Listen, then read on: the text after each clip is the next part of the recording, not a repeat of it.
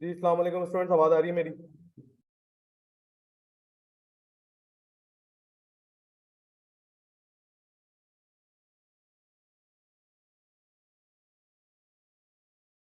हाँ भाई, आवाज आ रही है? नहीं आ रही? सलाम का जवाब तो दे दो भाई। तुम्हें तो मैंने कहीं देखा है। कहाँ देखा है बता। पुरानी पुराना होता है भाई, नी नहीं होता, नहीं होता। अच्छा, चलो खैर। मुझे बताओ, ओरिएंटेशन तुम लोग की हो गई है ना? कब हुई है? टाइम हो गया मेरे ख्याल में काफी, है ना? ठीक है। बस एक मिनट दे, मैं बताता हूँ।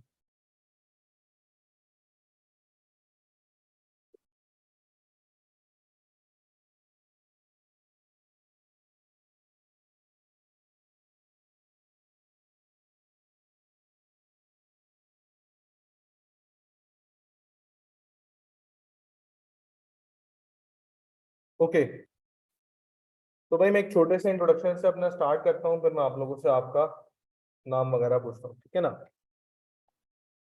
देखिए भाई, मेरा नाम है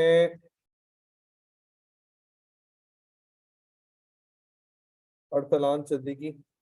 ठीक है। और मैं जो हूँ वो सीए फाइनलिस्ट हूँ, ठीक है।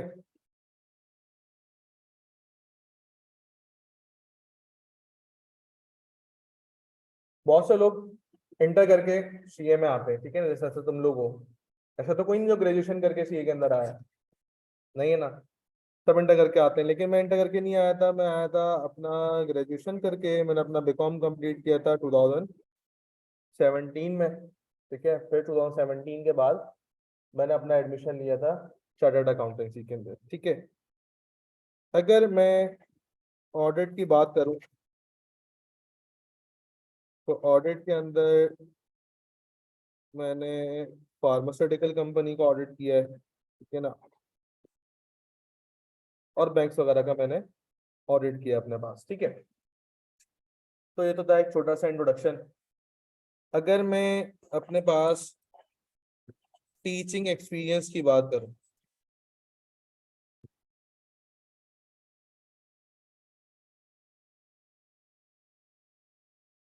तो टीचिंग एक्सपीरियंस के अंदर सबसे पहली जो चीज़ हमारे पास आती है, वो आता है आपका PRC2। क्या नाम है PRC2 का भाई? क्वांटिटेटिव मेथड्स एंड टेक्निक्स, ठीक है ना, QMT। टेक्निक जो है अराउंड में अपने पास कोई अक्टूबर 2020 से पढ़ा रहा हूँ, ठीक है ना। इसका मतलब कोई 2.5 साल हो गए मुझे पढ़ाते हुए। और इन 2.5 सालों के अंदर मैंने अब तक QM में कोई 2500 प्लस स्टूडेंट्स मैंने पढ़ा लिए, ठीक है ना। इसके साथ साथ सीए के अंदर एक और सब्जेक्ट है जिसको हम लोग बोलते हैं कैफ 6। जब सेकेंड स्टेज में तुम लोग आते हो, तो सेकेंड स्टेज के अंदर दो ग्रुप बने हुए, पता है ना? Group A and group B. So group A के अंदर कैफ 6 है, जिसका नाम है मैनेजरियल एंड फाइनेंशियल एनालिसिस। उसके अंदर स्टैट्स पोर्शन है, वो मैं पढ़ाता हूँ, ठीक है।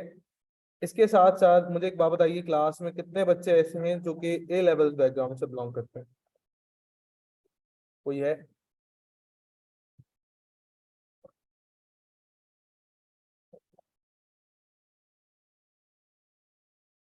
हाँ भाई, ए लेवल बैकग्राउंड से कितने बच्चे बिलोंग करते हैं? तुम बिलोंग करते हो। सो ए लेवल्स के अंदर मैं 3 पेपर मैंने पढ़ाए हैं। एक है S1, एक है S2 और एक है P1, ठीक है। इसके साथ साथ ओ लेवल्स कितने बच्चों ने किया है? तो ओ लेवल्स के अंदर मैंने मैथमेटिक्स और एड मैथ्स ये पढ़ाया है, ठीक है भाई। अच्छा, एक चीज और है जिसको हम लोग सब मशहूर है, ऐसे ऐसे लिखा हुआ होता है ये। क्या है ये? फुल फॉर्म क्या है इसकी?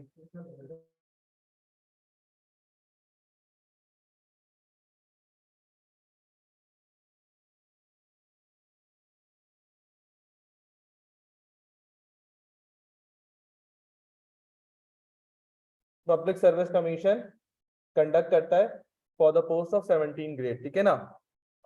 तो सीएसएस के अंदर मैंने दो सब्जेक्ट पढ़ाए हैं, एक है जिसका नाम है जर्नल एबिलिटी, और जर्नल एबिलिटी के साथ साथ एक है जिसका नाम है स्टैटिस्टिक्स, ठीक है ना। फिर एक नाम तुम लोगों ने ये भी सुना होगा बीकॉम का। अब वैसे तो बीकॉम के अंदर मैंने बहुत सारी चीजें पढ़ाई हैं, लेकिन बीकॉम के अंदर एक है हमारे पास के ऑडिट एंड इनकम टैक्स, ठीक है। ऑडिट इनकम टैक्स के साथ एक उनका है अपने पास एडवांस एंड कॉस्ट अकाउंटिंग, ये दोनों अलग अलग है, एडवांस अकाउंट्स अलग है, कॉस्ट अकाउंट्स अलग है, ठीक है ना। इसके साथ साथ स्टैट्स का पेपर है जो कि मैंने पढ़ा है। अब बात आते हैं अपने पास इंटर पर।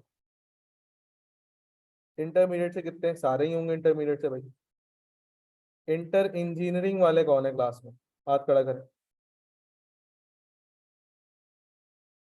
तुमने तो अभी ए लेवल में हाथ खड़ा किया था ना, अच्छा तुमने खड़ा किया, ओके। सो इंटरमीडिएट जो इंजीनियरिंग है उसके अंदर सिर्फ मैंने मैथ्स पढ़ा है, पार्ट 1 भी और पार्ट 2, ठीक है भाई। इंटर कॉमर्स के लोग कौन है,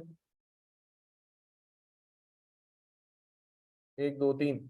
सो कॉमर्स के अंदर मैंने अपने पास अकाउंट्स पढ़ाया है, अकाउंट्स के साथ साथ मैथमेटिक्स और स्टैट्स पढ़ाया है, ठीक है भाई।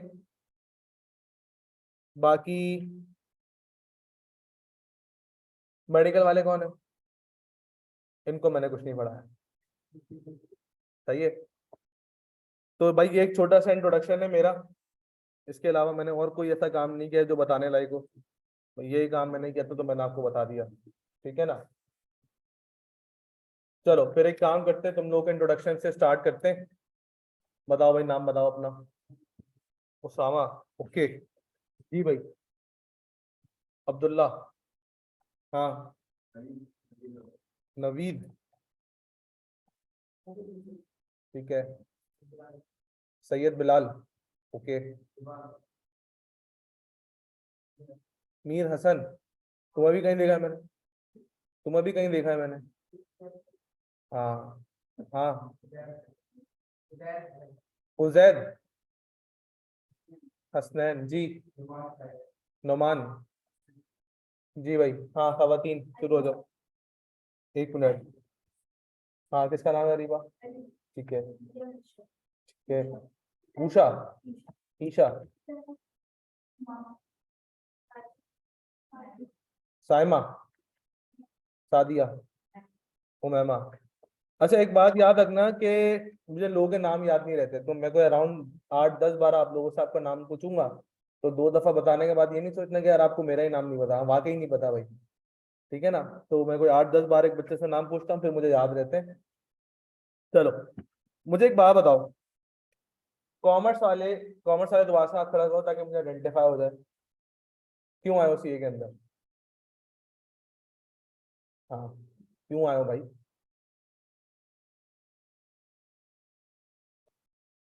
सीए करने का शौक है, पता है सीए में क्या क्या होता है? तो फिर शौक कैसे हो गया? हाँ है। टैक्सेशन ऑडिट, तो फिर टैक्स में कुछ और कर लेता भाई, ऑडिट में कुछ और कर लेता, सीए में क्यों आ गया? हाँ अच्छा चलो, और हाँ एसी से कर लेते। अगर इंटर कॉमर्स किया हुआ है तो एसी से में तो कुछ पेपर एग्जाम भी हो जाएंगे भाई, तो सीए बार के लिए अच्छा नहीं है इसका मतलब, ओके ठीक है। और इंजीनियरिंग वाले कहाँ हैं, हाथ खड़ा करो इंजीनियरिंग वाले। सेम सवाल तुम लोगों से भी, क्यों आया हो सीए के अंदर, यहाँ से भी कोई इंजीनियरिंग का था ना। हाँ हाँ, क्यों आया हो सीए के अंदर, एडमिशन ही नहीं मिल रहा था कहीं, हम यहीं आ गए, है ना। ऐसा है या नहीं है, ऐसा ही है। इनका तो हो गया, तुम बताओ। करियर चॉइस थी तो पहले फिर इंजीनियरिंग क्यों की?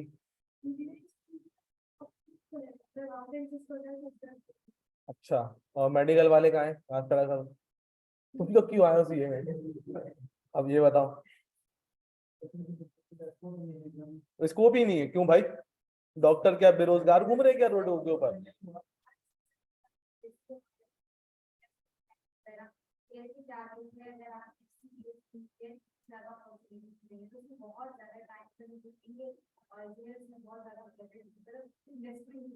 फिर सीए में कैसे आए?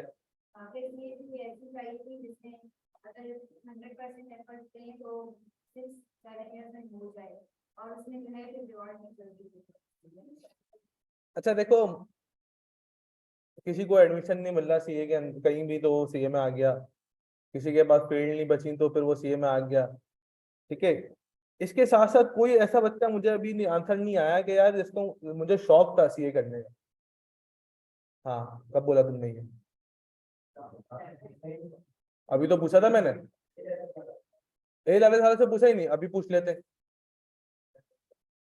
पैसा बहुत है, पैसा देख के आओ इसका मतलब। इसका मतलब किसी और कारोबार में तुम्हें पैसा ज्यादा लगेगा तो तुम वहां भी चले आओगे क्या? नहीं। हर कारोबार मुसलमान नहीं कर सकते बेटा। ठीक है। अच्छा जी। तो भाई, पैसे को छोड़कर देखो, ओरिएंटेशन में भी ये बात बताई जाती है कि यार आप सीए क्वालिफाई कर लो, 5.5 साल में सीए क्वालिफाई हो जाएगा। और सीए क्वालिफाई करने के बाद आप किसी फर्म में, अपने पास आर्टिकल्स भी आपकी हो जाएंगी साथ साथ ही ना। फिर आप किसी भी कंपनी में लगोगे, 10 लाख 15 लाख आपकी सैलरी लग जाएगी। ठीक है ना। एक ऑडी गाड़ी भी आपको मिल जाएगी। 1-2 साल में हम अब्बा शादी भी करा देंगे, खूब बंदा सेट होगा। तो ऐसा वाकई होता है नहीं होता है?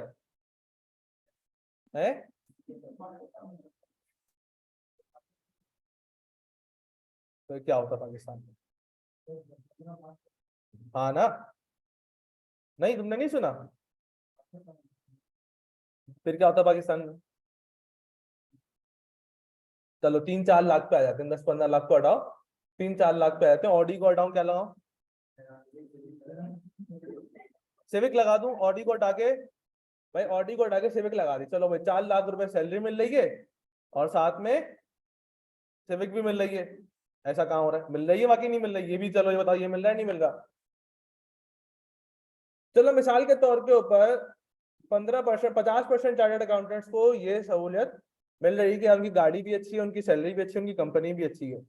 लेकिन आपको ये पता है कि वो इस मकाम पे पहुंचा कैसे? आज वो अगर कंपनी सेक्रेटरी बना हुआ है या सीएफओ बना हुआ है या किसी डिपार्टमेंट का हेड लगा हुआ है, वो बना कैसे? या अगर वो चार्टर्ड अकाउंटेंट बना है तो चार्टर्ड अकाउंटेंट कैसे बना? को मजाक थोड़ी चार्टर्ड अकाउंटेंट बनना। हर साल लाखों बच्चे एडमिशन लेते हैं, क्वालिफाई कितने हो रहे होते हैं? 50, 60, 100, 150। तो फिर जो 20 का बच्चा है ये कहाँ है? ये सब फेल हो गया ना, ड्रॉप आउट हो गया, छोड़ दिया इसने सीए। तो ऐसा क्या काम कर रहे हैं वो सिर्फ 50 लोग जो कि क्वालिफाई हो रहे हैं, और ऐसा क्या काम वो लोग कर रहे हैं जो लाखों बच्चा फेल हो रहा है? भाई हमारी क्लास में इतनी आवाम बैठी है, ये सबके सब क्वालिफाई थोड़ी हो जाएंगे। कुछ वो लोग गलतियां करेंगे जो छोड़ने वाले हैं, कुछ वो चीजें अपनाएंगे जिन्होंने क्वालिफाई कर लिया पेपर। तो फिर मुझे एक बात बताओ कि हम कैसे तैयारी करें अपनी, कि हम जो है वो सीए क्वालिफाई कर सकें? कैसे होगी पढ़ाई सीए की? मुझे तो समझ नहीं आता। तुम लोग आए हो सीए के अंदर, आज तुम्हारी पहली क्लास है। मैं ओरिएंटेशन में जानबूझ के नहीं आता, मुझे ये लोग बुलाते भी नहीं है। अब इन लोगों ने बुलाना भी छोड़ दिया मुझे ओरिएंटेशन। तो मैं आके उल्टी सीधी बातें करता हूँ, तो बोला भाई वो क्लास में आना तो बात। हाँ। ओरिएंटेशन में नजर आया था? मैं नहीं था ना, मैं इसीलिए नहीं आता हूँ। हाँ, कैसे होता है सीए भाई? एक सवाल है मेरा। किस? ये तो सिर्फ नाम की बातें हैं। Hard work, smart work, consistency और डेडिकेशन। इनके मतलब आज तक तो मुझे समझ नहीं आया भाई। जब मैंने फेसबुक पे पढ़े हुए देखे हैं ये पोस्ट के नीचे लगे हुए। देखो, सीए का एक सिंपल सा एक फॉर्मूला है।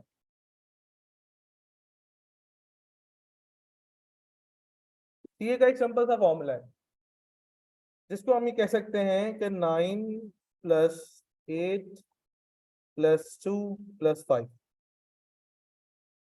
9825।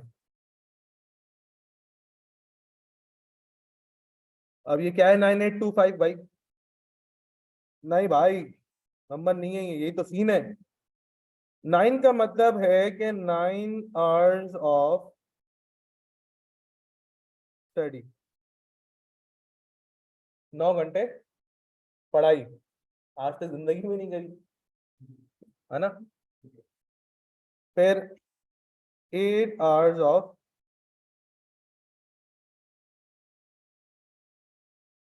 ठीक है भाई, सोना भी लगा लिया। फिर 2 आवर क्या है? खाना। नहीं भाई,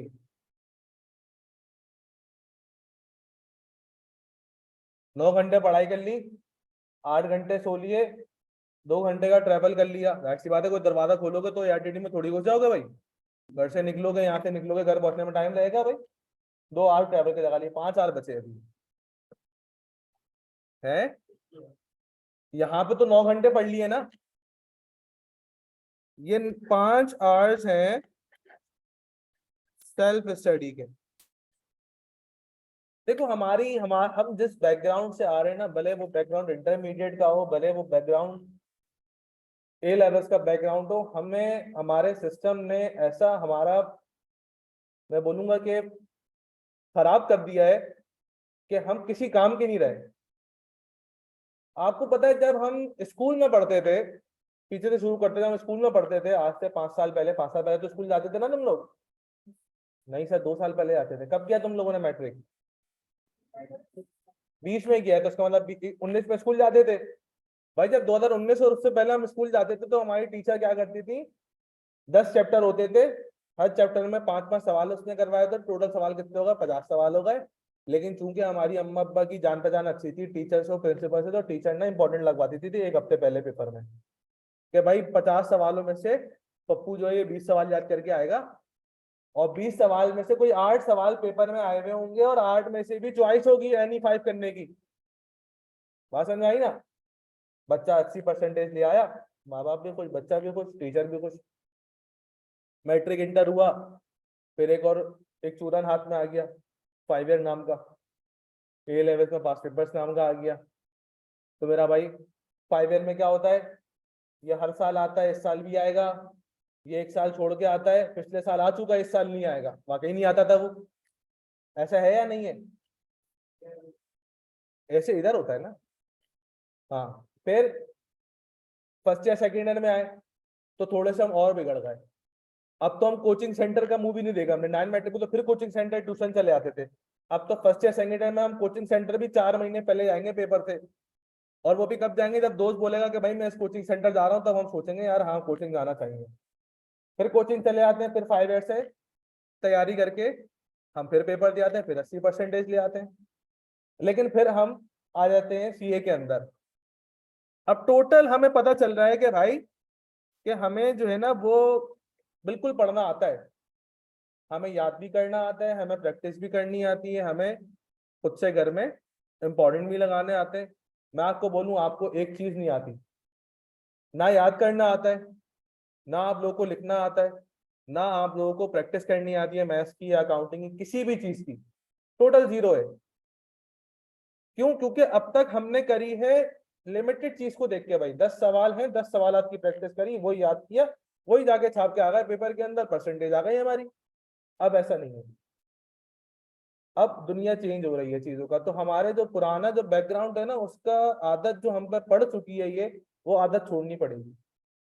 सबसे पहले वो बच्चा जिसको रोज पढ़ने की आदत नहीं है, क्लास में बहुत सारे बच्चे ऐसे हैं जिनको रोज पढ़ने की आदत, भाई मुझे भी नहीं थी। जब मैंने सीए में एडमिशन लिया था, उससे पहले मुझे भी रोज पढ़ने की आदत नहीं थी, मैं अपने मूड के हिसाब से पढ़ता था। लेकिन जब सीए के अंदर आए, तो पता चला कि भाई मूड तो अलग की बात है यार, यहाँ तो सिनेरियो अलग चल रहा है, अभी दुनिया अलग है यार। अभी आप एक दफा पेपर दोगे ना आईकेएफ का, आपको पता चल जाएगा कि यार आईकेएफ पेपर में पूछ क्या रहा है, समझ से बाहर है। तो भाई कहने का मकसद ये है कि हमारे सिस्टम ने ना हमें बड़ा खराब कर दिया, और हमें इस काबिल भी नहीं छोड़ा कि हम एक पेपर भी प्रोफेशनल स्टडीज का। देखो एकेडमिक स्टडीज होती है ना, 9 matric first year second year, ये बहुत बच्चों वाला लेवल। सीए का बच्चों वाला लेवल, नहीं है। अगर आप अपनी पुरानी आदतों को लेके सीए में पेपर देने की कोशिश करोगे, आपका एक पेपर क्लियर नहीं होगा। मैं आज पहले दिन बता रहा हूँ ये बात। वो बच्चा जिसको रोज पढ़ने की आदत नहीं है, जो अपने मूड के हिसाब से पढ़ता है, वो सीए के अंदर पेपर नहीं निकाल सकता। अब आप सोच लो कि अगर आपको अपने मूड के हिसाब से पढ़ने की आदत है, तो मेरा भाई उस मूड को चेंज करो और रोज पढ़ने की आदत डालो। और अगर रोज पढ़ने की आदत नहीं डाल सकते तो भाई फिर फील्ड चेंज करो। सीधी सीधी बात है। अच्छा, तो भाई अगर ये हो गया अपने पास कि ये फॉर्मूला आ गया कि 9 आवर्स हमने स्टडी करी है, 8 घंटे हमने सो लिए हैं, 2 घंटे ट्रैवल के लगा दिए हैं, और 5 घंटे हमने अपने पास सेल्फ स्टडी करी है, ठीक है ना। तो फिर मुझे एक बात बताओ, अगर मैं एक हेडिंग डालूं, रीजंस ऑफ फेलियर,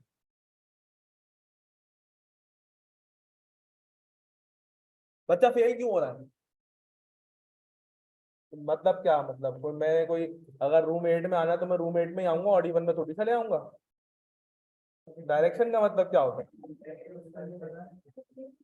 कि बैग के अंदर पहले अकाउंटिंग का रजिस्टर आएगा, फिर क्यूएम का आएगा, फिर इकोनॉमिक्स का आएगा, ये करेक्ट डायरेक्शन है।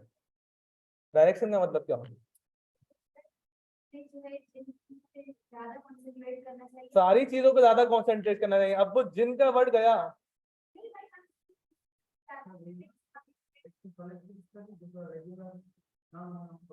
भाई देखो, सबसे पहली चीज आती है हमारे पास, वो है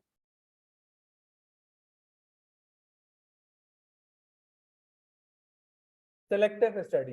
इंपॉर्टेंट मार्क करके कोई हमें दे दे, 5 ईयर से लगा लें, या कोई टीचर बता दे, कोई बोर्ड का टीचर बता दे, कोई कॉलेज के टीचर बता दे, भाई सिलेक्टिव स्टडी नाम की कोई चीज हमारे पास एग्जिस्ट नहीं करती। अगर मैं आपको बोलूं भाई क्यूएम के अंदर 9 चैप्टर इंपॉर्टेंट है, या मिसाल के तौर के ऊपर 15 चैप्टर्स हैं, और 15 चैप्टर्स के अंदर 12 चैप्टर इंपॉर्टेंट है, 3 चैप्टर जो है वो इतने इंपॉर्टेंट नहीं है, इसका मतलब क्या 3 चैप्टर पढ़ेंगे नहीं क्या यार? नहीं, 3 चैप्टर्स को भी मैं उतना ही टाइम दूंगा जो बाकी के 12 चैप्टर्स को दे रहा हूँ। मुझे कुछ नहीं पता मेरे पेपर में क्या आ जाए, बात समझ में आ रही है। और एक हमारी एक साइकोलॉजी ये है कि तुम लोग भी ये बात ऑब्जर्व अब तक कर चुके होगे कि जो चीज मैं छोड़ के जाता हूँ ना, मेरे साथ तो ऐसा होता था कि जो मैंने मैट्रिक या इंटर में जो चीज मैंने छोड़ के गया ना, उसका सवाल मेरे को लाजमी नजर आया पेपर के अंदर। ये पता नहीं ऐसा क्यों होता था। तो सीए के अंदर भी ऐसा आपके साथ होगा। तो इसका मतलब ये हुआ कि सिलेक्टिव स्टडी एक ऐसी चीज है जो आपने कभी भी नहीं करनी है किसी भी पेपर के अंदर। फिर एक आ जाएगा जिसको हम लोग बोलेंगे इनकंसिस्टेंसी।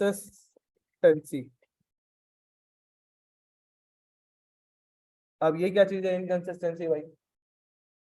भाई एक बच्चा है, वो क्लास में 1 महीने तक उसने क्लासेस ली फिजिकल, ठीक है भाई, 1 महीने के बाद वो ऑनलाइन शिफ्ट हो गया। 1 महीने ऑनलाइन शिफ्ट होने के बाद फिर वो क्या हुआ, फिर वो रिकॉर्डेड पे शिफ्ट हो गया, ऑनलाइन भी क्लासेस नहीं ले रहा, लाइव क्लासेस भी नहीं ले रहा, फिर वो रिकॉर्डेड पर आ रहा है। फिर रिकॉर्डेड पर आहिस्ता आहिस्ता उसके लेक्चर्स क्या होते हैं, पेंडिंग होना शुरू हो जाते हैं। तो फिर क्या होता है, पेपर फेल ही होता है, पेपर पास तो होता नहीं है। ठीक है, तो इनकंसिस्टेंसी आपका पेपर फेल करवाती है। थर्ड चीज, लैक ऑफ प्रैक्टिस। भाई प्रैक्टिस ही नहीं है। भाई मिसाल के तौर के ऊपर मैंने आप लोगों को एक फॉर्मूला सिखाया कि सर ये फॉर्मूला ये अप्लाई करो सवाल के ऊपर, आंसर आपका आ जाएगा। अब आपको वो फॉर्मूला अभी याद हो गया है, 2 दिन बाद आप फिर भूल चुके होगे ना उस चीज को, ये याद रहेगा? नहीं याद रहेगा भाई, नहीं याद रहेगा। तो वो चीज आप भूल जाओगे, जब भूल जाओगे तो उसकी प्रैक्टिस नहीं हुई होगी। जब प्रैक्टिस होगी तब पेपर में सवाल आएगा। तो लेट से अगर आपकी प्रैक्टिस होती, पेपर में सवाल आता है, एमसीक्यूज आता है, आप 2 मिनट में सॉल्व करते। अब प्रैक्टिस नहीं है, आप 10 मिनट लगाओगे। अब जब 10 मिनट लगाए तो 4 एमसीक्यूज का टाइम भागा है आप। जब 4 एमसीक्यूज का टाइम भागा तो पेपर ही आप 50% सॉल्व करके आए। फिर उसमें एरर के चांसेस होंगे, जो मैंने 50% पेपर अटेम्प्ट किया पूरा का पूरा सही थोड़ी अटेम्प्ट किया, गलत भी होगा कुछ ना कुछ। रिजल्ट क्या आया, बच्चा 40 पे फेल हो गया, 50 पे पास था, 40 पे फेल हो गया। तो भाई ऐसे ही होगा। तो लैक ऑफ प्रैक्टिस आप लोगों ने नहीं करनी है, ठीक है ना। अच्छा, एक और चीज मैं लिखता हूं अपने पास, जो है इर्रेगुलर स्टूडेंट। अभी मैंने एक बात समझाई। अच्छा, इस एज में, जिस एज में तुम लोग घूम रहे हो, इस एज में एक बड़ा मसला एक और है, वो छुपा हुआ है। वो एक बड़ा मसला एक और है, वो हर बैच में सामने आता है, इंशाल्लाह इस बैच में उम्मीद है कि नहीं आए। तो भाई मिसाल के तौर के ऊपर एक बच्चा होता है, एक कहानी सुनो, एक बच्चा है, वो क्या है, रेगुलर स्टूडेंट है भाई। सही है, रोज रोज क्लासेस में आ रहा है, पढ़ाई कर रहा है, टेस्ट भी दे रहा है। फिर वो ऑनलाइन लेगा क्लासेस, वो भी लाइब्रेरी में आके। कैंपस आएगा लेकिन लाइब्रेरी में बैठ के ऑनलाइन क्लास लेगा, क्यों?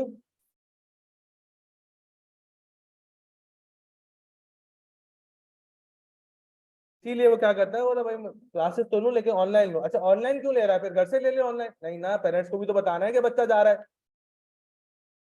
आजकल की आवाम ऐसी होशियार आवाम है कि वो लोग जिनको पता है कि मेरे पेरेंट्स मुझे सुबह छोड़ के जाएंगे और शाम को लेने जाएंगे, वो सारा दिन कैंपस के ऊपर ऑनलाइन क्लासेस ले रहे हैं। कहाँ पर? लाइब्रेरी के अंदर। फिर क्या हुआ? 5 बजे क्लासेस ऑफ हुई, पता चला नीचे 5 बजे पेरेंट्स खड़े लेने के लिए, बच्चा लाइब्रेरी में से उतर के बाहर।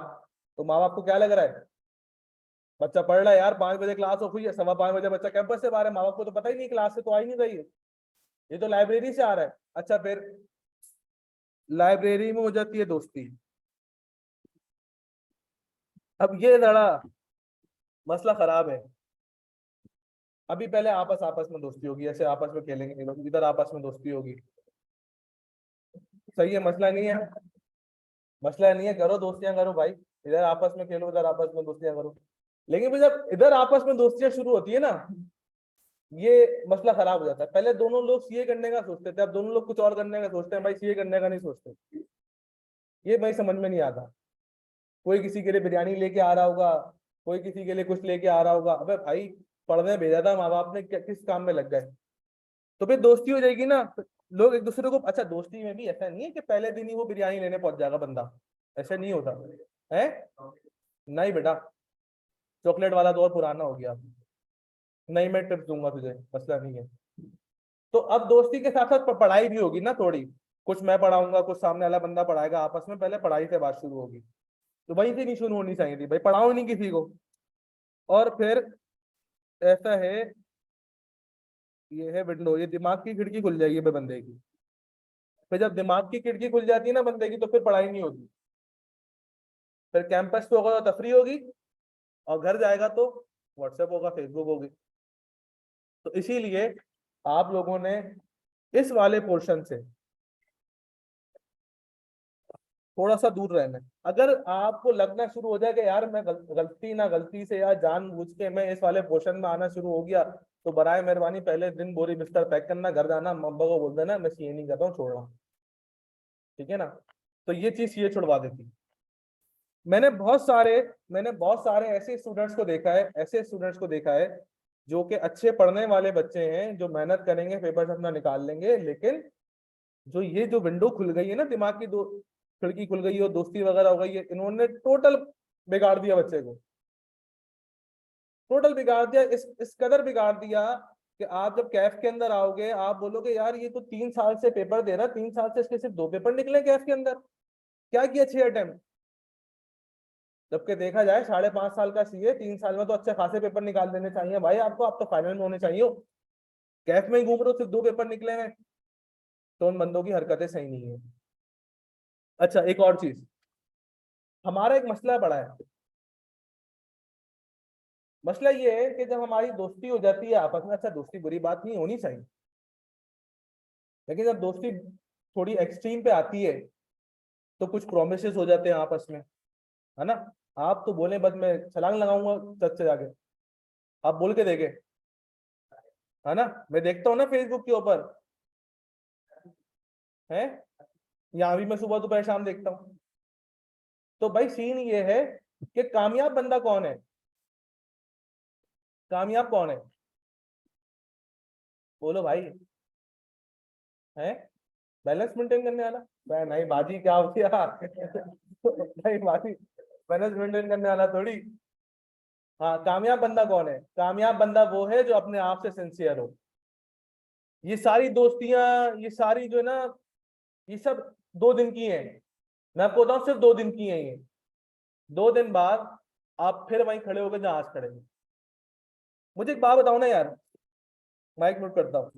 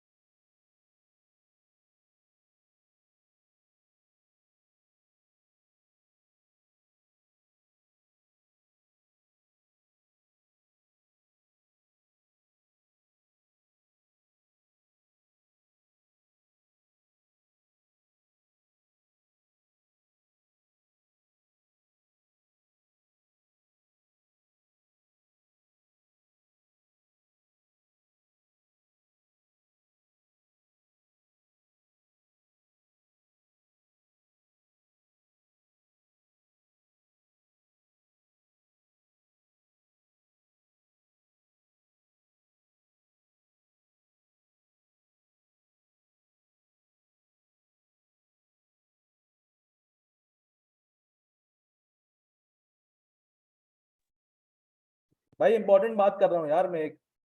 खैर चलो। तो कहने का मकसद ये है मेरा भाई, कि आपस में दोस्ती होना अच्छी बात है, लेकिन दोस्ती इस हद तक ना हो कि आपका अपना फ्यूचर सेक्रीफाइस हो। आपका फ्यूचर आपके लिए सबसे पहले है। देखो मुझे एक बात बताओ, प्लांट होता है ना, मैंने एक मनी प्लांट लिया, ठीक है भाई, 5,000 रुपए का मैंने एक मनी प्लांट लिया, खूब बड़ा सा प्लांट लिया मैंने। अब मैं रोज सुबह उठता था, उसमें पानी डालता था, उसकी सफाई वगैरह करता था। जो जल गए पत्ते उसको मैंने निकाल दिया, धूप में भी रख रहा हूँ, घर में भी रख रहा हूँ। मैं प्रॉपर काम कर रहा हूँ। 2 महीने तक मैंने उसके ऊपर अपना टाइम, पैसा, सब कुछ इन्वेस्ट किया। 2 महीने बाद वो प्लांट क्या हुआ? जल गया। मैं एक दफा सुबह उठा, वो प्लांट जल गया भाई। अब मैं खुश होऊंगा, उदास होऊंगा? भाई जाहिर सी बात है यार, मैंने अपना पैसा भी लगाया, अपना टाइम भी लगाया, और फिर भी पौधा जल गया। अच्छा चलो, फिर मुझे प्लांटेशन का शौक है, मैंने फिर दूसरा पौधा, अब मैंने दोबारा पौधा खरीदना है। क्या मैं मनी प्लांट खरीदूंगा? नहीं खरीदूंगा। नहीं खरीदूंगा। क्यों? क्योंकि मुझे अब सबक मिल गया है कि यार पैसा भी लगाया, टाइम भी लगाया, फिर भी मुझे इसका आउटकम, अब मैं कोई दूसरा पौधा खरीदूंगा। सेम मिसाल हमारी है। हमारे पेरेंट्स हम पर एक वक्त तक इन्वेस्टमेंट करेंगे, ठीक है। एक वक्त के बाद जब हम उनको आउटकम नहीं देंगे, तो फिर हम पे वो इन्वेस्टमेंट करना छोड़ देंगे, हमारे दूसरे भाई बहनों पर इन्वेस्टमेंट करेंगे। जाहिर सी बात है यार, अगर मिसाल के तौर पर आप लोग यहाँ पढ़ने आए हो, छोटे भाई बहन स्कूल में पढ़ रहे हैं, तो क्या 20 साल तक माँ बाप आपकी फीस ही भरते रहेंगे क्या? छोटे भाई बहनों की नहीं भरेंगे क्या? तो अगर हम उनको आउटकम नहीं दे पाएंगे, तो हम क्या होगा? माँ बाप हमसे तवज्जो डालेंगे यार, फिर दूसरे बच्चों का वक्त आएगा। तो कहने का मकसद ये है कि आपका जो अभी टाइम चल रहा है, ये बड़ा अच्छा टाइम है। इस टाइम के अंदर आपने टोटल फायदा उठाना है, अपने टीचर से भी, अपने घर वालों से भी, और खुद सिंसियर रहना है अपने साथ।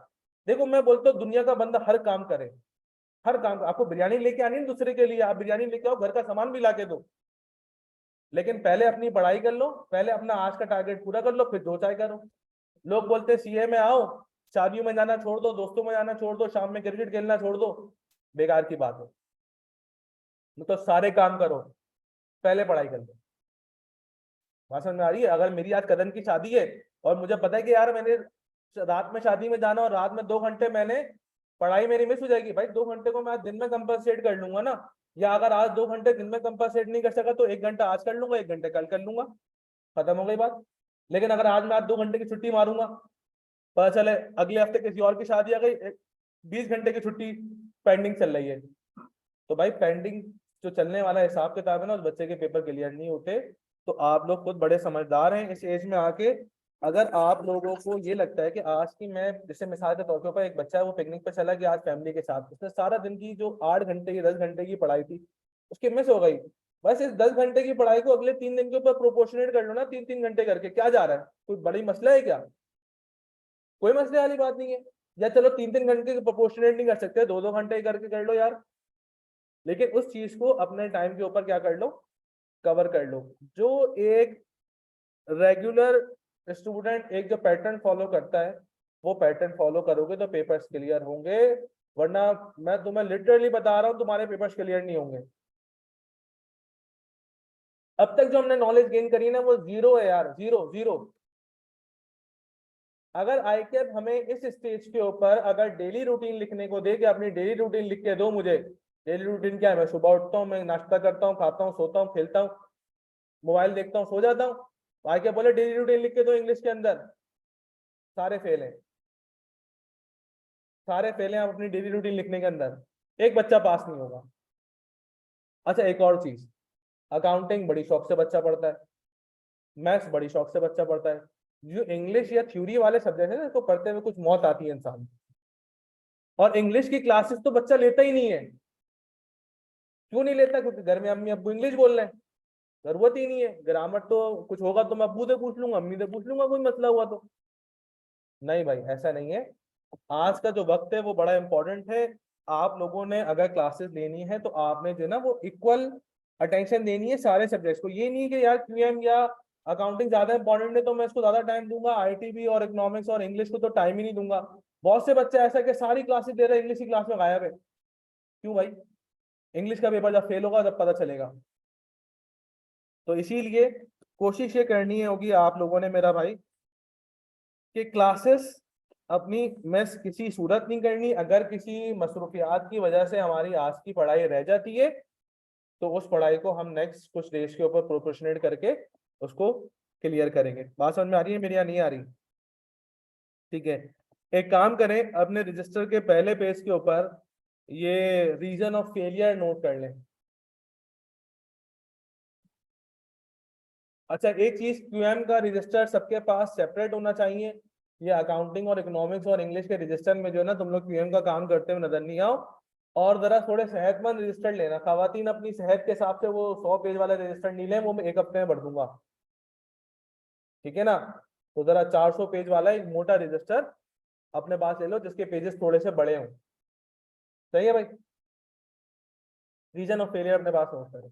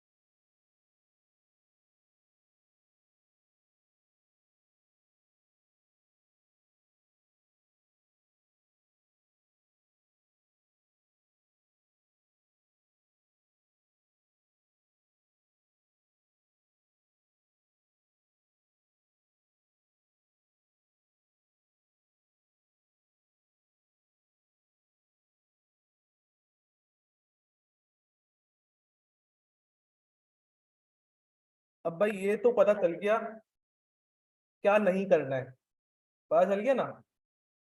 अब क्या नहीं करना, अब क्या करना है वो कैसे पता चलेगा? इसका ऑपोजिट थोड़ी है। क्या करना है वो कैसे पता चलेगा, वो मैं आपको अभी बताता हूँ। देखो भाई, हम क्वांटिटेटिव मेथड्स के अंदर अपने पास स्टडी किस तरीके से करेंगे। सबसे पहली चीज, ये मैं क्या लिख रहा हूँ,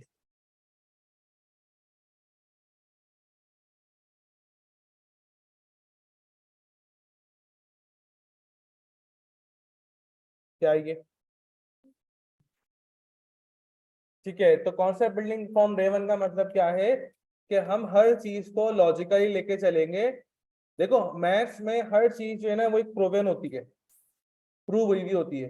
कोई भी चीज इलॉजिकल नहीं होती है। हमको साइकोलॉजी थोड़ी पढ़ लें तो हवाओं में बातें करेंगे। मैथ्स मांगती है प्रूव हर चीज का। तो हम जो चीज पढ़ेंगे वो लॉजिकली साउंड रह के पढ़ेंगे। हमें ये नहीं करना है कि यार ये फॉर्मूला यूज होता तो ये ऐसे ही यूज होगा, यूज जबरदस्ती ऐसे यूज होगा यार। हम ये आर्ग्यूमेंट नहीं करते। हमारे टीचर ने बता दिया भाई कि क्वाड्रेटिक इक्वेशन ऐसे होती है नहीं होती ऐसे, है ना? इधर जीरो क्यों होता है, इधर जीरो क्यों होता है? पता ही नहीं।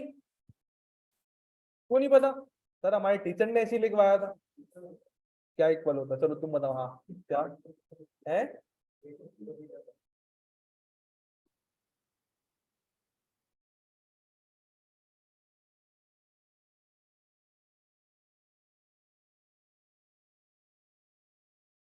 यहाँ पर वाई होता है क्योंकि वाई इंटरसेप्ट के ऊपर एक्स की वैल्यू जीरो होती है, तो हमें रूट्स ऑफ द इक्वेशन निकालनी होती है, इसीलिए यहाँ पे जीरो सपोज करते हैं। खैर वो बात मैं नहीं बता रहा। मैं ये कह रहा हूँ कि आज के बाद हम कोई भी चीज पढ़ेंगे तो उसका पहले हम लॉजिक समझेंगे और उसका रीजन समझेंगे कि ये चीज यहाँ पर क्यों यूज हो रही है। अच्छा ये सिर्फ क्यूएम के अंदर नहीं है, ये सिर्फ अकाउंटिंग के अंदर भी है या बाकी चीजों के अंदर भी है। ठीक है, क्वेश्चन करने की बंदा एक आदत डाले कि यार अगर मुझे समझ नहीं आ रहा तो मैंने अपने बदले के पैसे दिए ना यार। अगर मेरे दोस्त को समझ में आ रहा तो वो तो सही जा रहा है। अगर मुझे समझ नहीं आ रहा तो मैं टीचर से पूछूंगा नहीं पूछूंगा, या मैं निकल जाऊंगा ऐसे ही पढ़ के? होगा कुछ नहीं, बेइज्जती होगी। इज्जत अपने हाथ में होती है। ठीक है, जब आप पास हो रहे होगे और वो समझने वाला फेल हो रहा होगा तो आपकी इज्जत उस टाइम के ऊपर हो जाएगी। ठीक है, तो इज्जत बेइज्जती की नहीं सोचना, क्वेश्चन करना अगर कोई चीज समझ नहीं आए हर टीचर के साथ। ठीक है ना? Concept building from day one का के बाद मैं प्रैक्टिस करवाऊंगा आपको अपने ओन हैंडआउट से। 1 रुपए की बुक आपने मार्केट से नहीं खरीदनी। ठीक है, 1 रुपए की बुक, ना ये वाली बुक ना वो वाला मैनुअल, जो मटेरियल होगा मैं आपको खुद दूंगा। ठीक है,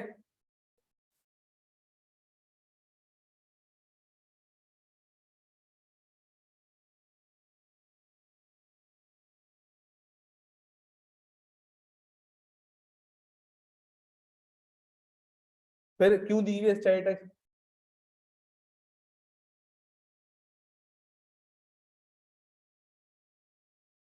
तो बहुत सारी चीजें ऐसी हैं जो आईकेएफ के सही टेक्स्ट में मौजूद नहीं है लेकिन पेपर्स में टेस्ट होती हैं, तो वो कहाँ से पता चलेगा? आपको जरूरत नहीं, मैं बताऊंगा आपको। ठीक है ना?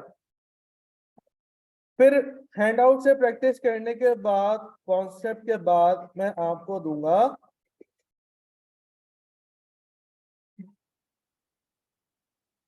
असाइनमेंट्स। अब असाइनमेंट्स में क्या होंगे? असाइनमेंट में होंगे कोई 400 या 500 सवाल जो आप लोगों ने सॉल्व करने होंगे, पूरे क्यूएम पे नहीं भाई, एक चैप्टर की बात कर रहा हूँ। ठीक है ना? तुम लोगों ने ए लेवल में अहमद साया से पढ़ा है? नहीं पढ़ा है? नहीं पढ़ा ना, वो एक होमवर्क ज्यादा देते हैं वो। खैर मेरी भी एक आदत है, मैं होमवर्क ज्यादा देता हूँ।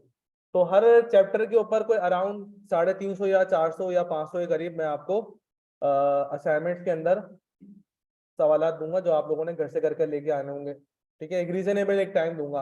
अच्छा असाइनमेंट वो चीज है जो कि हमारा पेपर पास कराते हैं। सिर्फ क्लास वर्किंग लेना, क्लास के हैंड आउट करना, कॉन्सेप्ट बिल्डिंग करना, ये आपका पेपर पास नहीं कराती। आपकी जो सेल्फ प्रैक्टिस होती है, जो कि असाइनमेंट्स होते हैं, वो आपको पास करवाते हैं। ठीक है? अच्छा जो बच्चा असाइनमेंट नहीं करता फिर तो उससे 36 का आंकड़ा है भाई, फिर उससे स्ट्रेट वाला पढ़ना है। मेरी आपकी दोस्ती जब तक बरकरार रहेगी जब तक असाइनमेंट टाइम पे होता रहेगा। दोस्ती में उस दिन दरार आएगी जिस दिन असाइनमेंट नहीं होगा, और फिर बाद में बताऊंगा। फिर जब असाइनमेंट में कुछ सवाल ऐसे होंगे जो कि असाइनमेंट में सॉल्व नहीं होंगे आपसे, है ना? ज्यादा से ज्यादा सारे के सारे हो जाएंगे क्या यार? नहीं ना। कुछ सवालात में आपको कंफ्यूजन भी होगी, कुछ सवाल आपको टेक्निकल भी लगेंगे। तो उस असाइनमेंट की फिर हम करेंगे अपने पास असाइनमेंट डिस्कशन। ठीक हो गया? असाइनमेंट डिस्कशन करने के बाद क्या होगा भाई? क्विजेज होंगे ना यार। क्विजेज के बाद क्या होगा? अब फिर ये ऐसा होगा कि क्विज़ेस के अंदर कुछ सवाल ऐसे होंगे जो आपसे फिर सॉल्व नहीं होंगे, फिर आपको मसला आएगा कि यार कॉन्सेप्ट बिल्डिंग भी हो गई, प्रैक्टिस भी कर ली, असाइनमेंट भी हो गया, असाइनमेंट डिस्कशन भी हो गया, फिर भी क्विज में अच्छे मार्क्स नहीं आए, 10 में से 8 सही हुए, 2 गलत क्यों हुए? तो फिर क्या होगा? क्विज डिस्कशन होगा। ओके, फिर क्विज डिस्कशन करने के बाद कुछ ऐसा मसला होगा जो आपको समझ नहीं आ रहा होगा। अच्छा, कुछ बच्चे ऐसे होते हैं क्लास में पूछ लेते हैं, कुछ बच्चे ऐसे होते हैं क्लास में नहीं पूछते, क्लास के बाद पूछ लेते हैं, कुछ बच्चे ऐसे होते हैं जो कि नहीं पूछ पाते हैं भाई कि दूसरा क्या सोचेगा या हम क्या सोचेंगे। तो भाई मैं आपको सेपरेट डिस्कशन टाइम भी देने के लिए तैयार हूँ। देखो भाई, मुझे एक बात बताओ यार, मेरे ना सर में दर्द हो रहा है, रोज होता है मेरे सर में दर्द, लेकिन डे बाय डे मेरे सर का दर्द क्या हो रहा है, इंक्रीज हो रहा है। अब मैं 1 महीने के बाद डॉक्टर के पास गया, जब मेरी बर्दाश्त से 1 महीने तक मैं कभी पैनाडोल खा रहा हूँ, कभी कुछ खा रहा हूँ, कभी कुछ खा रहा हूँ, रोजाना एक्सपेरिमेंट कर रहा हूँ, लेकिन सर का दर्द ठीक नहीं हो रहा। 1 महीने बाद जाता हूँ डॉक्टर के पास, डॉक्टर तो बोलता है अब सर काटना पड़ेगा, वो फाइनल होगी आपका। तो बेहतर क्या है कि मैं 1 महीने बाद जाऊं, या जब मैं 2-3 दिन मैंने एक्सपेरिमेंट कर लिया मैं जब ही चले आता डॉक्टर के पास, क्या पेन किलर्स ले लिया मुझे फायदा नहीं हो रहा, बेहतर क्या है? पूरा एक्सट्रीम पे जाके डॉक्टर के पास जाना, या 1-2 दिन बाद ही चले आना? 1-2 दिन बाद ही चले आना। तो ऐसी चीजें जो आपको तंग करें क्यूएम के अंदर, जो आपको लगता है कि यार मुझे समझ नहीं आ रही, तो बराए मेहरबानी वो आप मुझसे पूछ लो, बजाय इसके कि पेपर आ जाए, पेपर रुकवा लो और फिर पूछना, है ना? क्योंकि वो चीज देखो, एक चीज चली चली आ रही है ना, वो चीज बाकी चीजों को भी तंग करेगी, एक कॉन्सेप्ट बाकी कॉन्सेप्ट को भी तंग करेगा। तो फिर क्या होगा, रिजल्ट पेपर में मुझसे सॉल्व ही नहीं होगा, मैं उसी टेंशन के अंदर लगा रहूंगा। तो बराए मेहरबानी कोई चीज समझ नहीं आती तो आप मुझसे सेपरेट डिस्कशन टाइम भी ले लेना। अच्छा, फिर सर सेपरेट डिस्कशन टाइम में भी आप बातें पहले सुनाएंगे, पढ़ाएंगे बाद में, ये तो होगा? तो सेपरेट डिस्कशन टाइम अगर आपके पास नहीं है तो एक और फैसिलिटी है व्हाट्सएप की। आप मुझे व्हाट्सएप कर सकते हैं, आपका कोई क्यूरी हो, आपको कोई समझ नहीं आ रहा हो, तो मैं व्हाट्सएप पर बगैर डांटे आपको समझा दूंगा। ठीक है ना? है, नंबर लिख लो, ये लो।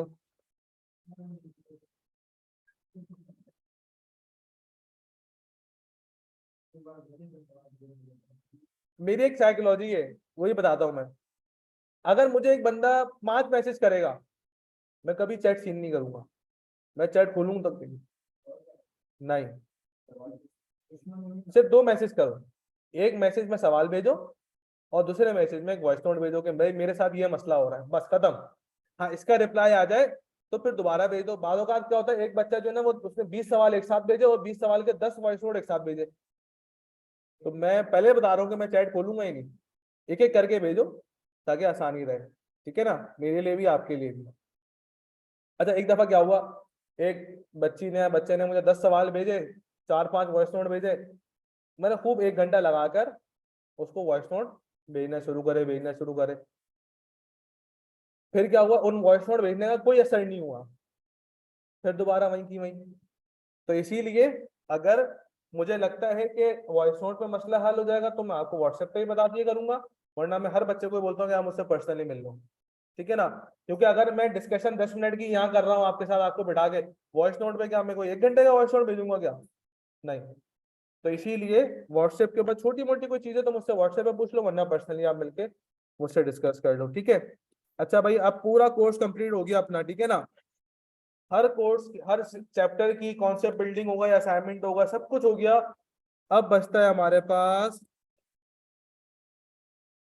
Revision session.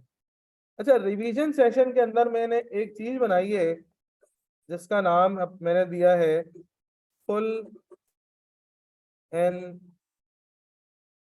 Final assignment.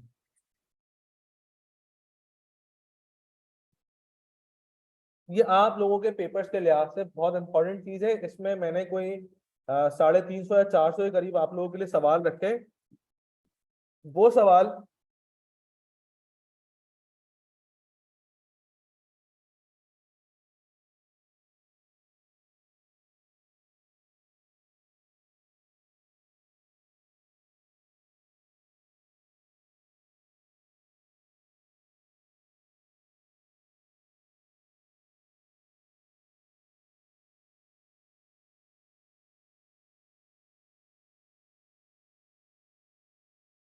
अरे भाई आ रहा है ना, आ रहा है यार, एक टेक्निकल मसला हो गया था, वो बता रहा था मैं। अब आ रही है ना आवाज?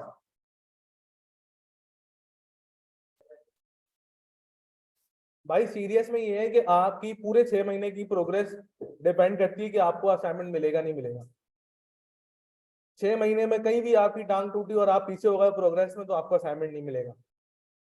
और ये इतना पैक सिस्टम में आपको असाइनमेंट दिया दूंगा मैं कि एक बच्चा दूसरे बच्चे को एक सवाल तक नहीं भेज सकता। गया तो जिस बच्चे ने भेजा होगा उससे ले लूंगा असाइनमेंट भेजा। ठीक है। तो इस तक मेहनत करने के लिए आपको बहुत सारी चीजों से, आग के दरियाओं से गुजरना पड़ेगा। है, जितना टाइम होगा उतना टाइम है। किस बात के जुलाई में पेपर है? भाई अगस्त की अटेम्प्ट हो सकता है, अगस्त की अटेम्प्ट हो सकता है चेंज करके सितंबर की अटेम्प्ट हो जाए। ठीक है। अच्छा, तो फुल एंड फाइनल असाइनमेंट के अंदर मैं ये बता रहा था कि 350 या 400 सवाल होंगे आपके पास। उन सवालात के वर्डिंग्स तक सेम होंगी, उन सवालात के ऑप्शंस तक सेम होंगे, और उन सवालात को मैं पर्सनली आप लोगों के साथ बैठ कर डिस्कस भी करूंगा कि उनका सॉल्यूशन कैसे होगा। मतलब ये पूरा पका पकाया हलवा है कि भाई ये हलवा खाओ और जाके पेपर में देके आ जाना। लेकिन ये उस बच्चे को मिलेगा जो बच्चा ये सारी चीजें फॉलो करेगा, जिसके असाइनमेंट्स पूरे पूरे होंगे, जिसने हर क्लासेस ली हुई होंगी, जो मुझे पता होगा कि हाँ यार ये डिजर्विंग बच्चा है, मैं इसको दूंगा। मैं हर किसी को नहीं दूंगा, ये बात मैं आपको पहले क्लियर कर रहा हूँ। ठीक है, चाहो तो दूसरे बैच वालों से पूछ लेना। वो तो अब तक आधे लोग तरस रहे कि हमें मिलेगा या नहीं मिलेगा, अभी तक मैंने दिया नहीं है वहां पर भी। ठीक हो गया भाई, फिर आगे बढ़ते हैं। अब क्या होगा, आखिरी, बिल्कुल आखिरी मॉक होगा। और मॉक के साथ साथ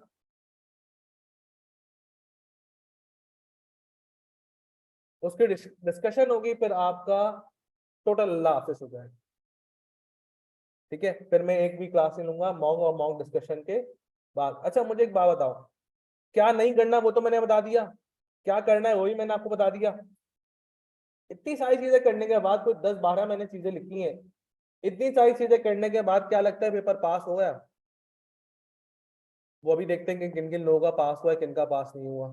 ठीक है ना, इसको कॉपी करो अपने पास। कर लिया? करो।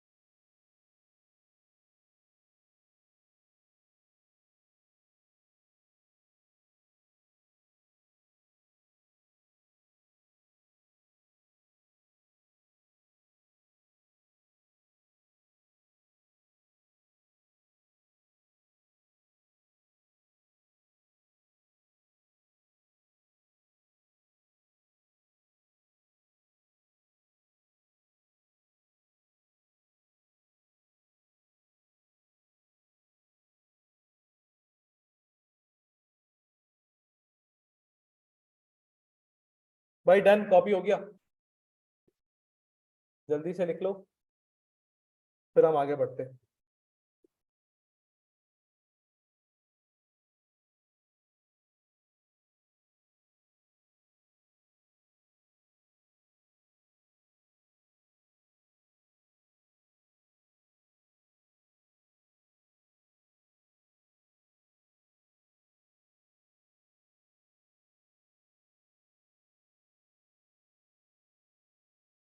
भाई डन, चले देखें। अब सर इतना करने के बाद होगा क्या? तो भाई institute of chartered accountant of Pakistan का जो क्वांटिटेटिव मेथड्स का रिजल्ट है, उसका स्टेटिस्टिक्स हमें ये बताता है कि अराउंड कोई 40% से 45% बच्चे पास होते हैं। मतलब 100 में से कोई 40 बच्चे, 45 बच्चे या इसके बीच में बच्चे पास हो रहे हैं। मतलब अगर 45 बच्चे ही पास हुए तो 55 बच्चा फेल है 100 में से। ठीक है भाई।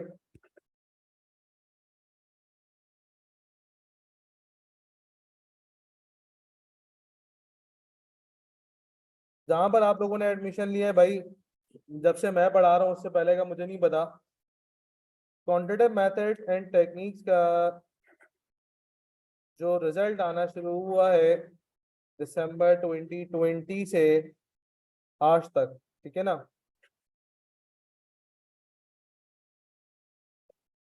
उसकी परसेंटेजेस अराउंड कोई 96 to 99% की है। ठीक है भाई, मतलब एक बच्चा कोई ऐसा होगा जो हमें फेल होगा, और हो सकता है इस बैच में ना हो ऐसा, क्योंकि पांच कुछ बैचेस गुजरे हैं जिसके अंदर एक भी बच्चा फेल नहीं हुआ। तो सीधी सीधी बात यह है कि जो मेरी बातों को सीरियस लेगा, समझेगा, उसका पेपर पास होगा, जो कि सीरियस नहीं लेगा उसका पेपर, अभी से बता रहा हूँ, पेपर फेल है। आपको मैंने 10 चीजें लिखवाई हैं, 10 में से कोई 2 चीजें भी आप उड़ा के देखो कि यार मैं असाइनमेंट नहीं दूंगा, मैं कोई नहीं दूंगा, पेपर पास करा के दिखा दो, नहीं होगा पेपर पास। अच्छा, हमारी एक बहुत अजीब सी बात है, हम असाइनमेंट कर लेते हैं, हम क्लासेस ले लेते हैं, हम क्विजेज नहीं देते। क्यों भाई? टेस्ट नहीं देते हम, क्यों? टेस्ट क्या मेरे अपने लिए? टेस्ट देने से इंसान को ये पता चलता है कि उसकी प्रोग्रेस क्या चल रही है। अगर हमारा नामा अमाल हर महीने बाद हमें पता चले ना कि यार ये किया है आपने पूरे महीने, और 10 महीने तक पिटाई लगे, तो अगले महीने इंसान सुधर जाएगा कि नहीं यार ये तो मैं नमाज नहीं छोड़ूंगा, अब तो बहुत मार रहे हैं फरिश्ते आकर। बात समझ में आ रही है नहीं आ रही? लेकिन चूंकि नामा अमाल मिलना ही एंड के अंदर, तो बंदा बिगड़ता चले जा रहा है, शैतान भी बेकार चले जा रहा है, तो हमें पता ही नहीं चल रहा कि हमारी प्रोग्रेस अच्छी चल रही है या खराब चल रही है, पता ही नहीं है हमें। तो इसीलिए भाई टेस्ट टेस्ट देने की आदत आप लाजमी डालेंगे, ताकि आपको ये पता चले कि भाई जो मैंने पढ़ा है वो टेस्ट में आ भी रहा है नहीं आ रहा है। क्योंकि टेस्ट जमा करते करते पेपर तक पहुंचूंगा ना, डायरेक्ट पेपर नहीं दे सकता, टेस्ट जमा करते करते पेपर तक आऊंगा मैं। ना समझ में आ रही है आप लोग या नहीं आ रही? अच्छा भाई, ऐसी क्या चीज है एक और, बस लास्ट फिर कोर्स की तरफ चलते हैं। ऐसी क्या चीज है एक और कि ये आई कैप का रिजल्ट यहाँ फॉल कर रहा है, आपका रिजल्ट यहाँ कर रहा है, फेंक रहे हैं भाई आप, कॉपी करा रहे हैं हमें। ऐसा किसी के ध्यान में तो आया होगा, है? आया ना, किसी के ध्यान में आया होगा? नहीं, सबने सच मान लिया? नहीं माना ना, आया ना ध्यान के अंदर? यही तो शैतान वसवसे डालता है कि छोड़, नमाज नहीं पढ़, क्या होगा? कुछ नहीं होगा। सिंपल सी एक फॉर्मूला है, difficulty level. Let's say I cap के एग्जाम के अंदर मेरे डिफिकल्टी लेवल के हिसाब से डिफिकल्टी लेवल 4 तक के सवाल आते हैं मैक्सिमम। मैं आपको डिफिकल्टी लेवल 5 के भी सवाल कराऊंगा क्लास में, 6।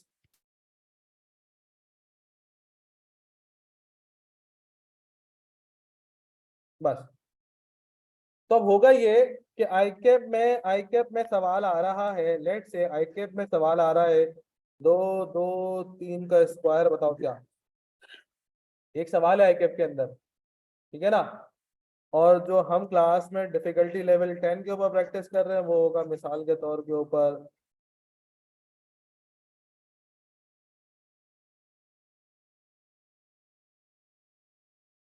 ठीक है, एंड सो ऑन, एक बड़ा सा कोई 2 3 लाइनों का सवाल होगा। तो हम क्यों पागल नहीं कि हम ये कर रहे हैं? आईकेप में क्या आ रहा है, हम क्या कर रहे हैं? भाई कराने का मकसद सिंपल यही है कि अगर आप डिफिकल्टी लेवल 10 तक के सवाल मेरे साथ सॉल्व कर लेंगे, तो आप जब पेपर में जाएंगे आप बोलोगे तो हलवा चीज है यार मेरे सामने, ये क्या है? ये तो कुछ भी नहीं है। सिर्फ जैसे कि हमने इंटर में इंजीनियरिंग पढ़ी है, इंटर की इंजीनियरिंग की मैथ्स अच्छी है, क्लास 5 का मैथ्स तो क्या करोगे? तो कुछ भी नहीं है, तो बेकार है मेरे लिए, हलवा ही है, तो मैं तो बगैर पढ़े पेपर दे के आऊंगा। तो इसी तरीके से क्यूएम का भी होगा, जब इंशाल्लाह अगर आप क्लासेस ले लेंगे तो आप बोलोगे आईके का पेपर कुछ भी नहीं है, बेकार है आईके का पेपर। आईके का पेपर आपके लिए बेकार है, जो कहीं और पढ़ना ना उससे पूछो। मैं लिटरली स्पीकिंग, मैं आपको ऐसे स्टूडेंट से मिलवा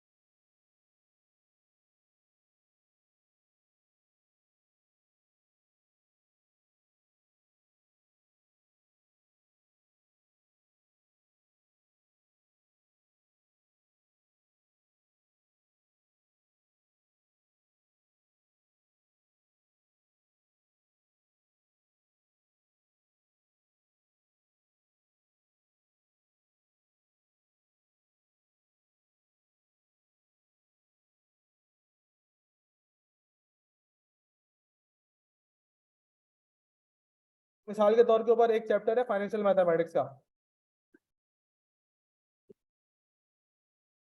फाइनेंशियल मैथमेटिक्स का, ठीक है ना। इंटर कॉमर्स वालों ने सिंपल इंटरेस्ट कंपाउंड इंटरेस्ट पढ़ा होगा, ए लेवल्स वालों ने भी पढ़ा होगा, किसी काम का नहीं पढ़ा, आइए पता चलेगा। तो जब एफ एम स्टार्ट होगा तो देखो भाई एफ एम पीआरसी में टेस्ट हो रहा है, एफ एम पीआरसी के टेस्ट होने के बाद वॉइस इशू आ रहा है, ओके। अब चेक करें, अब सही हो गया। इंटरनेट की वजह से तो हो सकता है थोड़ा सा और कोई ग्लिच हो।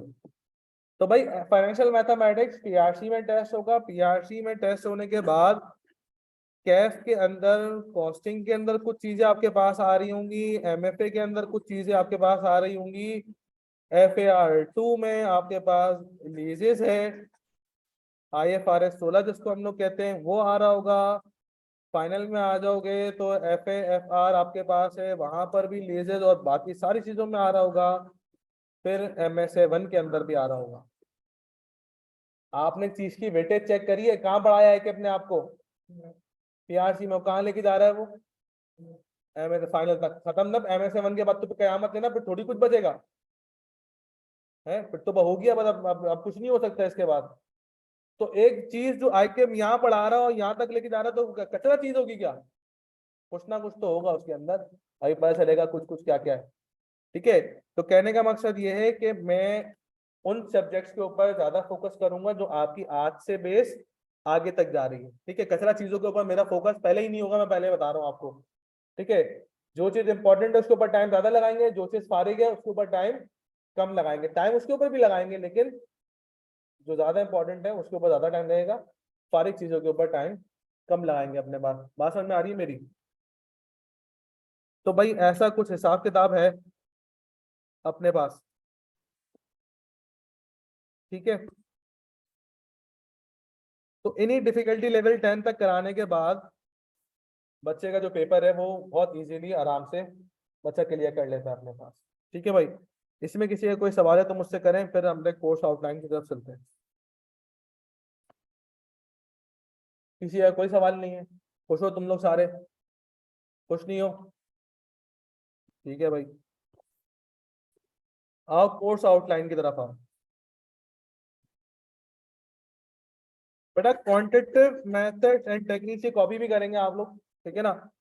क्वांटिटेटिव मेथड्स एंड टेक्निक्स के का जो पेपर है वो 100 मार्क्स का है। कितना मार्क्स का है? 100 मार्क्स का है। और 100 मार्क्स के अंदर हमारे पास जो चैप्टर बेस करते हैं वो 15 चैप्टर्स हैं।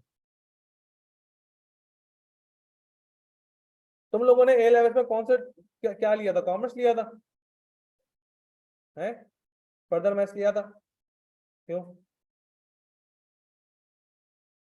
तुमने बिजनेस लिया था? फर्दर मैथ्स तो नहीं होगा ना, दूर दूर तक ले लेते, अच्छा था। फर्दर मैथ्स में ए स्टैटिक लिया और क्यूएम एग्जाम करा लो, नहीं हाँ ना।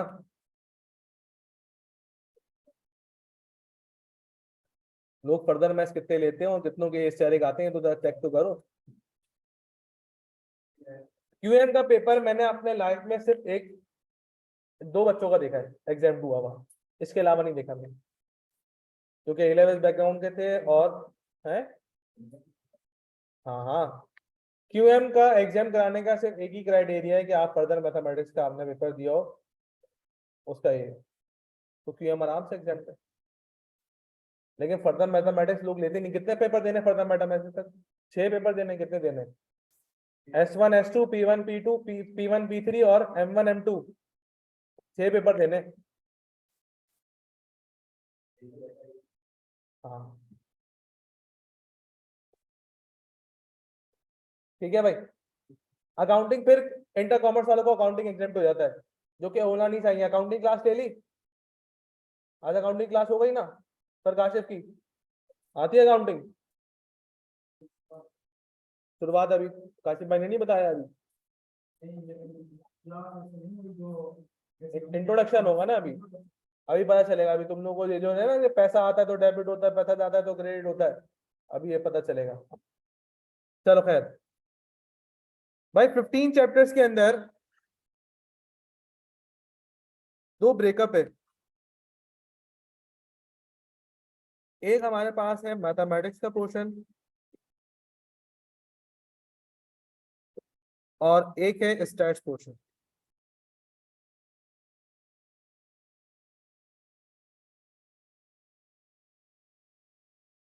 मैथमेटिक्स के पोर्शन के अंदर आपके पास बेटा 6 चैप्टर्स हैं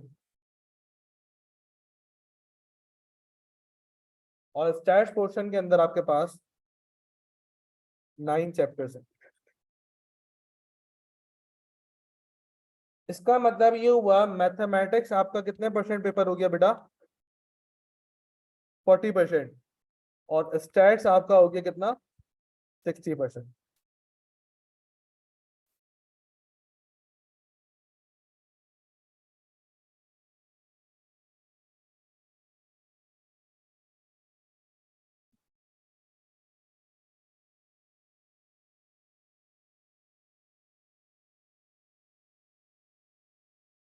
डन, कॉपी कर लिया?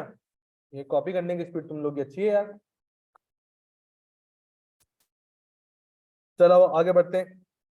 अब ये 15 चैप्टर्स जो है बेटा, ये आई के अपने 5 ग्रेड्स में बाइफरकेट किए हुए हैं।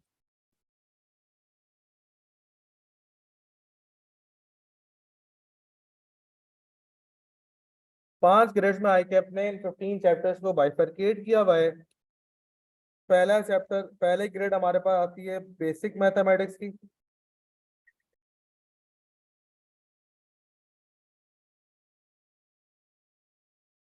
बेसिक मैथमेटिक्स की जो आईकेएप की ग्रेड है उसका, उसकी जो वेटेज है वो 10 से 20 मार्क्स की है। ठीक हो गया। बेसिक मैथमेटिक्स के बाद जो सेकंड ग्रेड है वो है मोस्ट इंपॉर्टेंट तरीन फाइनेंशियल मैथमेटिक्स।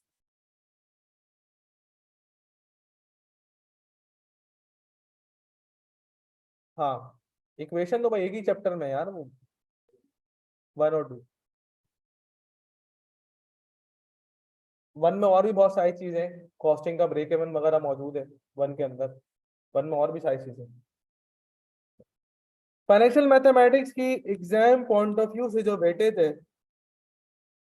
वो 15 से 25 मार्क की है। अब 100 मार्क के पेपर में 25 मार्क का मतलब क्या है? 25%। एफएम छोड़ा तो पेपर गया, एफएम छोड़ा तो पेपर गया, ये बात है। फिर तीसरे नंबर पे हमारे पास आ रही है ग्रेड जिसका नाम है डेटा एनालिसिस। आसान ग्रेड, हलवा ग्रेड, मार्क्स गेनिंग वाली grade. Exam point of view से इसकी वेटेज जो है वो 20 से 25 मार्क की है। अच्छा, एफएम 25 मार्क का आता नहीं, ज्यादा आता है। 30 मार्क का, 32 मार्क का, 34 मार्क का ज्यादा आता है। ठीक है ना? अच्छा भाई, number 4, probability and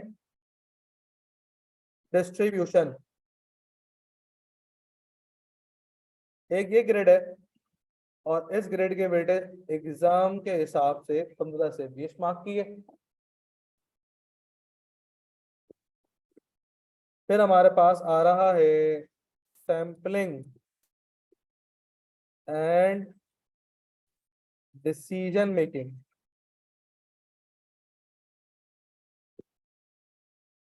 sampling and decision making की जो ग्रेड है वो एग्जाम के हिसाब से 20 से 25 मार्क की है। लेकिन मैं कहता हूँ 20 से 25 मार्क की नहीं है, थोड़ी कम की है। क्योंकि प्रोबेबिलिटी की वेटेज थोड़ी सी ज्यादा है, डेटा एनालिसिस की इतनी वेटेज है, एफएम की थोड़ी सी ज्यादा है।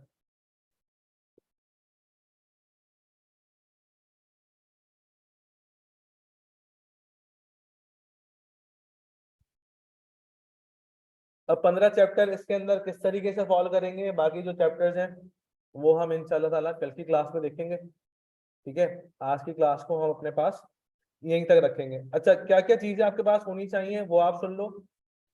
2 रजिस्टर आप मेंटेन करेंगे। 400 पेजेस वाले। एक रजिस्टर आपका क्लास का रजिस्टर होगा जिसमें आपकी क्लास की सारी वर्किंग होगी, और एक जो दूसरा 400 पेजेस का रजिस्टर है वो आपका घर पर होगा, जिसके अंदर आप असाइनमेंट सॉल्व करेंगे, और जो असाइनमेंट चेक करने वाला दिन होगा उस दिन वाला रजिस्टर उठाकर लेके आओगे। आ रही बात समझ में? ठीक है। फिर अपना रजिस्टर जो आपका क्लास वर्किंग का रजिस्टर है उसमें आप किसी और सब्जेक्ट का कोई काम नहीं करोगे। सेकंड चीज, क्लास के पीछे जो 50 पेज के करीब छोड़ने हैं, जो लास्ट के 50 पेज होते हैं, उसके ऊपर हम बनाएंगे अपनी समरी। हर चैप्टर्स की हम क्या बनाएंगे, अपने पास समरीज बनाएंगे, इंपॉर्टेंट पॉइंट्स, कीवर्ड्स हम सब वहां एक्यूमुलेट करेंगे, ताकि क्या होगा जब पेपर का रिवीजन का वक्त आएगा तो हम उन 50 पेज से अपना पूरा क्यूएम रिवाइज कर लेंगे, बजाय इसके कि मैं 400 पेज का रजिस्टर घुमाऊं और देखूं कौन सा पॉइंट मैंने कहाँ इंपॉर्टेंट लिखा था, कौन सा फॉर्मूला मैंने कहाँ लिखा था, वो ज्यादा बेहतर है या वो 50 पेज ज्यादा बेहतर है, वो भी अपनी राइटिंग में लिखे हुए, ठीक है ना। इसके साथ साथ आपके पास एक कैलकुलेटर होना चाहिए, साइंटिफिक कैलकुलेटर, और 8 मोड्स वाला। जब उसमें मोड की प्रेस करेंगे तो वहां पर 8 मोड्स अपेयर होने चाहिए। क्लास फेस वाला कैलकुलेटर आप लोग ना लीजिएगा, ठीक है, क्लास फेस वाला कैलकुलेटर अलाउ नहीं होता है। ठीक हो गया। केसीयू का कैलकुलेटर, नॉर्मल कैलकुलेटर ले लेना, बस में मोड की प्रेस करोगे तो 8 ऑप्शंस आ रहे होंगे। बहुत से ऑप्शंस प्रेस करते हैं तो 3 ऑप्शंस आ रहे होते हैं कैलकुलेटर के अंदर, वो मत लेना, बिल्कुल बेकार है। मोड की प्रेस करोगे तो 8 ऑप्शन आपके पास आने चाहिए। सिल्वर कलर का कैलकुलेटर, सेकंड एडिशन भी आप ले सकते हैं जो कि फुल ब्लैक है, केसीयू का सेकंड एडिशन, और आप सिल्वर कलर का कैलकुलेटर जो केसीयू का है वो आप वो भी ले सकते हो, ठीक है। चलो बस फिर यहीं तक रखते हैं, कल मुलाकात करते हैं आप लोगों से, ठीक है ना। अल्लाह हाफिज।